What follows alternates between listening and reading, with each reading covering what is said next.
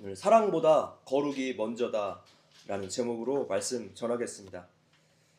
미국의 가장 영향력 있는 목회자 중 한 분이신 존 파이퍼 목사님께서 돈, 섹스 그리고 권력이라는 책을 쓰셨습니다. 이 책의 제목은 사탄이 무엇으로 사람들을 타락시키고 세상을 움직이게 하는가 아주 정확하게 보여주고 있습니다. 세상이 다양하고 복잡한 것 같은데 이렇게 세 가지 단어로 요약할 수 있다는 것이죠. 돈과 성적인 매력, 또 권력이 있으며 아무리 나쁜 악인이라고 할지라도 세상에서 인정을 받고 있습니다. 우리가 사는 대한민국은 이 세 가지에 이미 장악이 되어 있죠. 돈과 권력을 얻을 수만 있다면 무슨 일이든 다 하지 않습니까?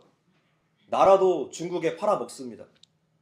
중국이 만든 서해 구조물에 대해서 정부가 이번에 뭐라고 했죠? 서해는 평화와 공영의 바다라서 그 구조물을 인정하겠다는 것입니다. 우리나라 영해를 중국에 상납했어요. 용산에 있는 땅도 중국 공산당에게 팔았다가 발각되어서 고발된 일이 있었죠. 이적죄 아닙니까? 돈과 권력을 얻을 수 있다면 무슨 일이든 다 합니다. 교회라고 다를까요? 죄로 넘어진 목회자들도 결국에 성 문제, 돈 문제, 권력 문제 이 세 가지 범주 안에 다 포함됩니다. 오직 예수라는 유일한 구원론을 믿는 교회가 왜 WCC와 같은 종교 통합 운동에 가입할까요? 많은 성도들이 아무리 항의를 해도 왜 그들은 꿈쩍도 하지 않을까요? WCC는 국제적인 단체라서 여러 국가의 재정 지원을 받습니다. 결국에 교회가 돈과 권력에 넘어진 것이죠. 이미 미혹되어서 진리가 귀에 들어오지 않습니다. 어떤 교회라도 어떤 목회자라도 이 문제 앞에서 안전을 장담할 수 없습니다. 마음을 놓는 순간에 순식간에 넘어질 수 있고 가장 위험한 이 세 가지를 우리가 항상 경계해야 하겠습니다. 오늘 본문의 두아디라 교회도 결국에 이 문제 앞에서 넘어졌어요. 자, 예수님께서 7교회에게 편지를 보내셨는데 첫 번째 교회는 반모섬과 가장 가까이 있는 에베소 교회였죠. 에베소 교회의 특징은 첫사랑을 잃어버린 교회였습니다. 하나님 사랑, 이웃 사랑을 잃어버렸어요. 두 번째 교회는 서머나 교회입니다. 그 지도에서 보시면 이렇게 시계 방향으로 돌아가는 그런 모습이에요. 순서가. 빌라델비아 교회와 함께 예수님께 칭찬만 들은 교회입니다. 서머나 교회는 폴리갑 교부의 순교가 있었던 교회였습니다. 그리고 이제 세 번째 교회는 버가모 교회였습니다. 버가모 교회도 담임 목사님이 순교로 돌아가신 그 순교의 피가 있는 교회였는데 니골라당의 혼합주의 신앙 앞에 무너져 내렸습니다. 그리고 오늘은 네 번째 교회 두아디라 교회 앞에 예수님께서 편지를 보내셨어요. 우리가 먼저 두아디라라는 도시에 대해서 좀 알아봅시다. 버가모에서 동남쪽으로 약 65km 정도 떨어진 곳에 이 두아디라는 도시가 있는데 내륙으로부터 들어오는 야만족들의 침입을 막기 위해서 로마 정부가 엄청나게 많은 수비군을 이곳에 주둔시켰습니다. 그러니까 군사 요충지라고 할 수 있습니다. 두아디라는 앞에 세 도시에 비교해서 굉장히 작은 도시였습니다. 앞에 세 도시가 광역시 수준이었다면 지금 두아디라는 군 단위의 작은 도시라고 할 수 있습니다. 이 도시는 염색과 직조 산업으로 유명한 패션 도시였습니다. 이 두아디라는 사도행전 16장에도 나오고 있죠. 바울이 아시아로 행선지를 가려다가 틀어서 마게도냐 빌립보라는 지역에 도착을 했습니다. 도착을 해보니까 그 지역에는 회당이 없었어요. 회당이 없다는 것은 유대인 남자들이 없다는 뜻입니다. 유대인들에게는 완전히 이방 땅인 것이죠. 자, 이러다가 누구를 만났습니까? 자주색 옷감 장사 루디아를 만나게 됩니다. 빌립보에서 가장 먼저 개종했던 루디아가 바로 이 두아디라 출신의 비즈니스 우먼이었습니다. 이 지역은 옷감이 유명하다 보니까 염색공들이 많이 있었는데 그중 자주색 옷이 가장 비쌌습니다. 자주색은 바로 황제의 옷을 상징하기 때문에 루디아는 명품 옷을 파는 여인이었던 것이죠. 또한 철제 병기 제조장이 이 도시에 있어서 로마의 모든 무기들을 공급했습니다. 한마디로 루아디라는 상업과 공업 도시였습니다. 철제 병기, 옷감 제조, 염색 공업이 활성화되면서 같은 업종에 종사하는 많은 사람들이 조합을 이루었습니다. 길드라고 하죠. 그래서 상인 길드에 가입하지 않으면 일상생활조차 불가능해집니다. 그 정도로 강력한 독점을 하고 있는 것이 이 상인 길드였기 때문입니다. 이 조합에서는 친목회로 모일 때마다 우상 숭배, 또 우상의 재물을 먹는 것이 필수 코스였습니다. 그러니까 요즘 상황으로 바꾸어 말하자면 취직을 하면 자동적으로 노조에 가입을 하게 되는데 이 노조에서 정기적으로 고사를 지냅니다. 고사를 지내지 않으면 노조원 자격이 박탈이 되고 근로계약이 무효가 된다라고 한번 생각을 해보세요. 자, 이런 경우에 우리 성도들은 어떻게 해야 하겠습니까? 술을 안 마시면 사회생활이 힘들다고들 말하는데 지금 두아디라 교회 성도들 앞에서 그것은 참 행복한 소리입니다. 두아디라 교회 성도들은 생계를 위협받는 상황에서 신앙이냐 불신앙이냐 선택을 해야 했어요. 그런데도 그들이 신앙의 진보를 이루었다는 예수님의 평가를 보았을 때 지금 신앙을 위해서 길드에 가입하지 않았고 가난을 선택했다는 것을 우리가 알 수 있습니다.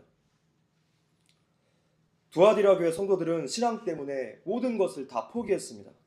그래서 그 믿음 때문에 예수님께 칭찬을 받은 것입니다.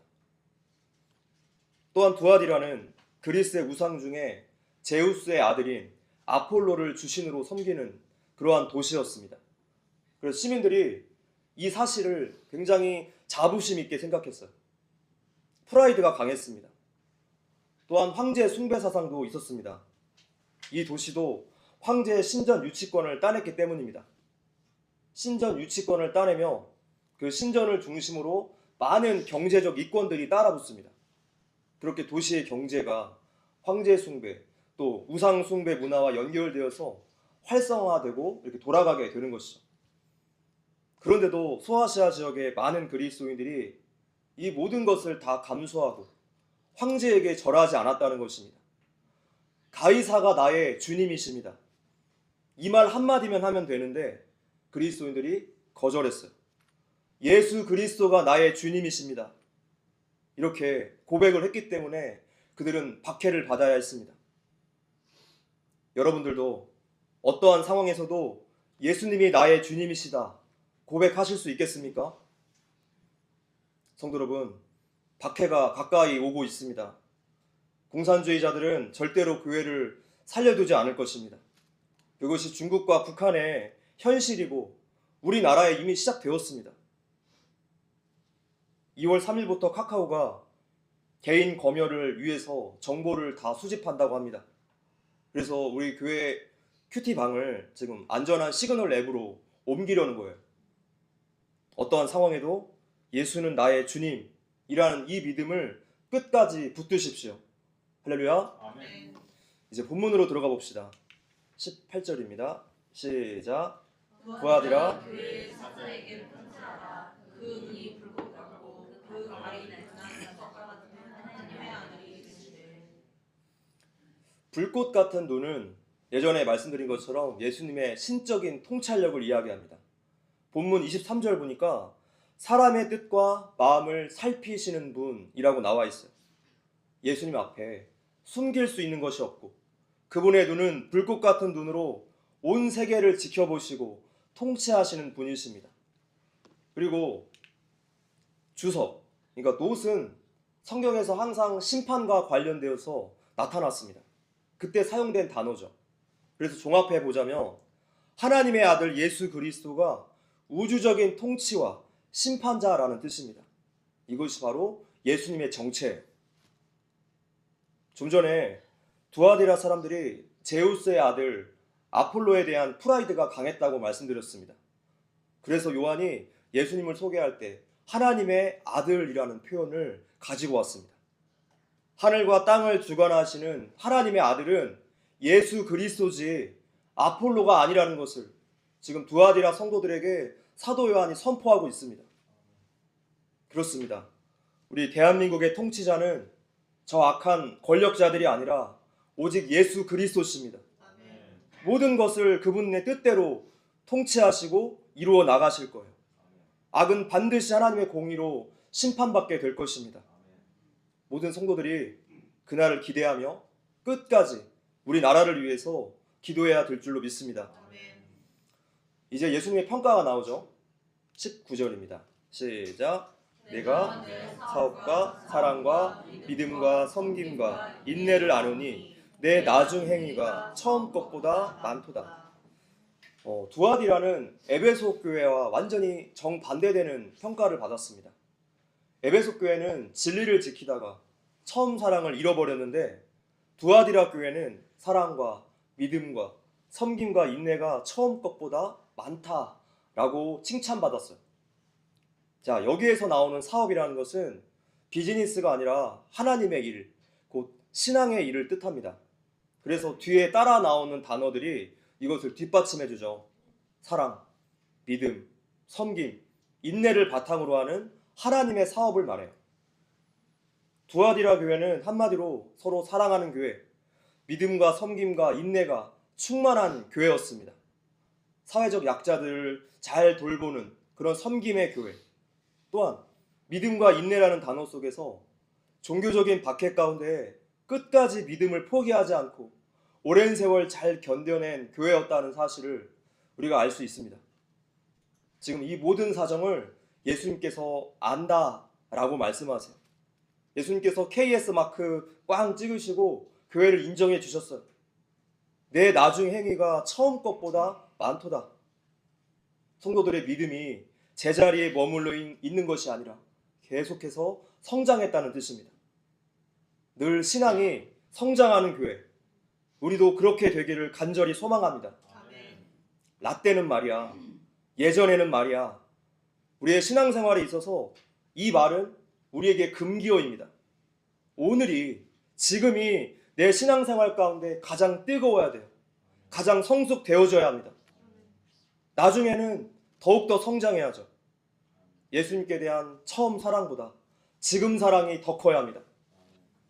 우리의 신앙생활에서 왕년이라는 말을 사용하지 마십시오. 그것은 자랑이 아니라 부끄러운 일이에요. 우리 신앙에 후퇴란 없습니다. 그리스도의 장성한 분량에 이르기까지 자라나는 것이 우리 하나님의 뜻이기 때문입니다.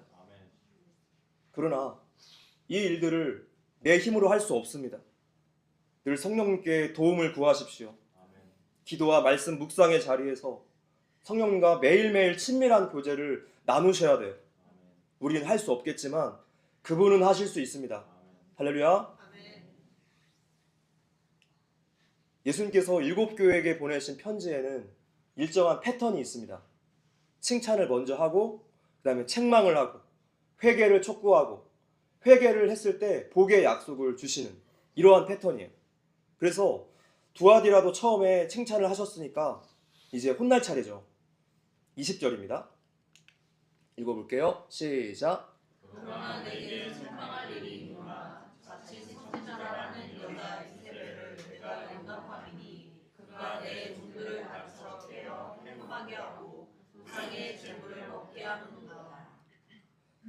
두아디라 교회의 문제는 거짓 선지자 이세벨을 용납하면서부터 그렇게 시작이 되었습니다. 이세벨이 누구입니까? 구약의 역사 속에 실존했던 인물입니다. 아하방의 부인으로서 자기 나라에 섬기던 그 우상들을 이스라엘로 다 가지고 들어왔어요. 그래서 여호와 유일 신앙을 혼합되고 타락하게 만든 장본인입니다. 갈멜산에서 우상 선지자들이 850명이나 있을 수 있었던 것은 바로 그녀가 서포트를 해주었기 때문에 이렇게 왕성한 활동을 할 수 있었던 거죠. 그러니까 이세벨은 영적인 음료의 상징적인 존재라고 할 수 있습니다. 하나님께 대한 신앙을 세상의 것과 혼합시켜서 신앙 공동체의 거룩을 잃어버리게 만들고 타락하게 만드는 그런 존재를 가리켜요. 이세벨은 니골라당, 또 발람의 교훈을 지키는 자들과 뜻을 같이 하고 있습니다. 우상 숭배와 음행으로 교회를 무너뜨리는 자들입니다. 성경에서 자주 언급되는 범죄가 바로 간음이죠. 우리 모두는 예수님의 정결한 신부이기 때문에 하나님은 우리들에게 철저하게 거룩을 요구하세요. 우상의 제물을 먹는다는 것은 하나님이 아니라 다른 신을 섬긴다는 뜻입니다. 신앙을 버린 대표적인 모습으로 행음과 우상의 제물을 지금 이야기하고 있어요. 그래서 니골라한테 미혹됐던지 이세벨에게 미혹됐든지 결론은 똑같습니다. 영적인 타락이 오는 것이죠. 그래서 본문에서 나오는 행음이라는 것은 육체에 관한 이야기라기보다는 영적인 간음이라고 할 수 있습니다. 그리스도의 신부인 우리가 세상의 마음 빼앗기고 또 삶의 우선순위가 무너진다면 그것이 바로 영적인 간음이라는 뜻입니다. 우리 안에 하나님보다 더 사랑하는 그 뭔가가 있다는 뜻이에요. 여기에서 떳떳한 사람은 한 사람도 없습니다. 우리는 세상의 마음을 빼앗겨 매일매일 간음하는 자들입니다. 이러한 사실을 알고도 하나님 앞에서 어떻게 우리가 회개하지 않을 수 있겠습니까? 이세벨을 자칭 선지자라고 한 것으로 보아서 이 여자는 교회가 공식적으로 인정한 사람이 아닙니다. 스스로 선지자라고 하면서 교회 내에 아주 막강한 영향력을 행사하는 것이죠. 또한 여기에서 여자라고 번역된 단어는 지체가 높은 부인들에게 붙이는 호칭이라고 할 수 있습니다. 예수님께서 가나 혼인 잔치에서 어머니 마리아에게 뭐라고 불렀죠? 여자여 이렇게 불렀어요.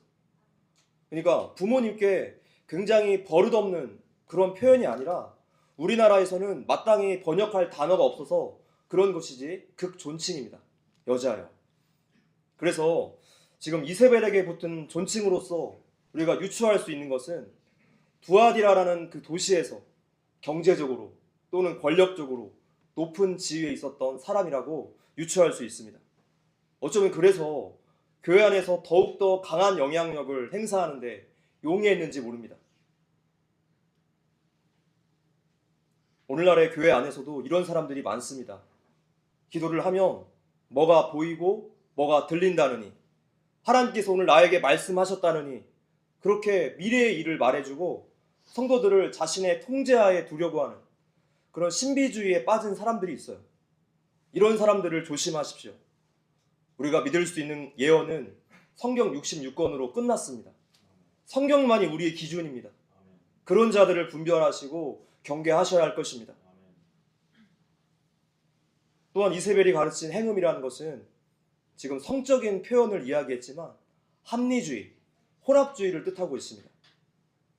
상업 도시에서 장사를 하기 위해서 필수 조건인 상인조합에 가입을 하고 거기서 정기적인 의식을 치러야지 처자식을 안 굶기지 않겠니? 눈 한 번만 질끈 감고 그냥 한 번만 해. 그렇다고 하나님 안 믿는 것은 아니잖아. 그냥 겉으로만 하는 형식이야. 마음으로는 하나님 섬기면 되는 거지. 요즘엔 다 그렇게 해. 왜 집사님만 유별나게 굴어? 나도 교회 다니고 있어. 하나님 믿어. 나도 집사고 나도 권사고 나도 장로야. 아마 이런 식으로 설득하지 않았을까요? 신앙생활도 적당히 하라는 거예요.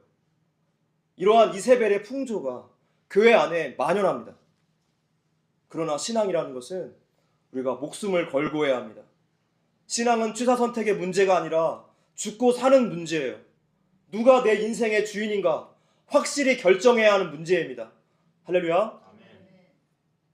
두아디라 교회의 장점이 사랑과 섬김이었는데 그 장점이 결국에 약점이 되어버렸어요. 이세벨을 용납했다고 했는데 여기에서 우리가 거룩과 사랑의 균형 문제에 대해서 분명하게 짚고 넘어가야 할 것입니다. 용납이라는 말은 관용으로 품었다는 뜻입니다. 두아디라 교회는 형제 사랑으로 인정받은 교회였어요. 근데 그것이 너무나 지나쳐서 문제입니다. 하나님은 사랑이시니까 다 사랑해주고 정죄하면 안 되고 다 용납해 주어야 하는 줄로 아는 사람들이 많다는 거예요. 그런데 이것은 결코 성경적 사랑이 아닙니다. 잘못된 사랑이죠. 인본주의적 사랑이에요. 언젠가 한국교회 내에 사랑과 연합에 대한 문제들에 대해서 한 성도가 남긴 댓글을 보았습니다. 제가 가져와 봤어요. 한국교회는 교회 내 불협화음을 극도로 경계하다 보니 죄를 죄라고 말하지 못하고 그저 자기들끼리 모여서 값싼 위로나 나누는 친목 모임으로 전락해 버렸다. 한국교회 내에 만연한 거짓 평화에 대한 정확한 진단이라고 할 수 있습니다. 사회에서 나타나는 악과 죄의 현상들에 대해서 교회가 침묵하게 만들어요. 교회 내에서 성도들끼리 말하지 못하게 지침을 내리고 서약까지 하는 교회가 꽤 많이 있어서 저는 굉장히 충격을 받았습니다. 아니, 어떻게 교회 안에서 공산주의의 모습이 나타납니까? 하나님은 죄인을 사랑하시지만 회개하지 않는 죄인을 그 죄 그대로 사랑하시지 않아요. 성도 여러분, 거룩이 먼저입니다. 회개가 먼저입니다. 좋은 게 좋은 거지 합리화하다가 교회 전체가 다 죽을 거예요. 죄는 죄입니다. 공산주의와 인본주의는 하나님을 대적하는 우상숭배 죄예요. 하나님은 필요 없고 인간의 힘으로 살 수 있다는 사상이죠. 동성애와 낙태는 죄입니다. 결혼 관계 외 모든 성관계는 죄입니다. 음란물 시청은 죄입니다. 종교 통합 운동은 죄입니다. 거짓말은 죄입니다. 성경이 분명히 죄라고 정의하는 것들을 시대와 장소와 문화를 따지면서 그렇게 합리화하고 타협하는 것은 죄를 짓기 위한 핑계거리밖에 안 돼요. 우리의 판단 기준은 오직 성경입니다. 성경이 말씀하는 것을 관용으로 품지 마십시오. 반드시 같이 멸망할 것입니다. 죄된 것을 용납하고 관용하라는 것은 마치 암세포를 치료하지 말고 몸 안에 계속 놔두라는 것과 똑같아요. 그러면 어떻게 되겠습니까? 계속 전이 되겠죠. 이 시대의 마귀의 공격 방법은 너무나 다양합니다. 통합과 연합이라는 이름으로 그렇게 종교의 영역에서 또 정치의 영역에서 문화의 영역에서 다양한 방법으로 성도들을 혼미하게 만들어요. 그래서 분별하지 못하며 우리가 죄로 넘어지는 정도가 아니라 하나님을 대적하는 자리에 있게 될 것입니다. 힘써서 하나님의 뜻을 배우지 않고 기도하지 않으며 사탄의 전천후 공격 앞에 그냥 휩쓸려가는 그런 혼탁한 시대를 우리가 살아가고 있습니다. 정신을 차리고 깨어 있어야 할 것입니다. 오늘 우리에게 필요한 것은 영적인 분별력이에요. 하나님의 자녀라면 죄에 대해서 처절하게 민감할 수밖에 없습니다. 왜 그렇습니까? 성도 안에 계신 성령님이 거룩하신 영이시기 때문이에요.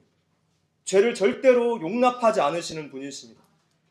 그래서 우리 그리스도인들은 죄를 안 지을 수는 없겠지만 늘 하나님 앞에서 회개하는 성도가 될 수 있습니다.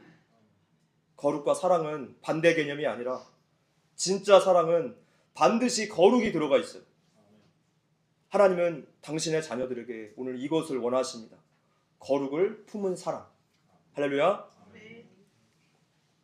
이세벨의 풍조, 혼합주의 신앙은 전혀 새로운 일이 아니었습니다.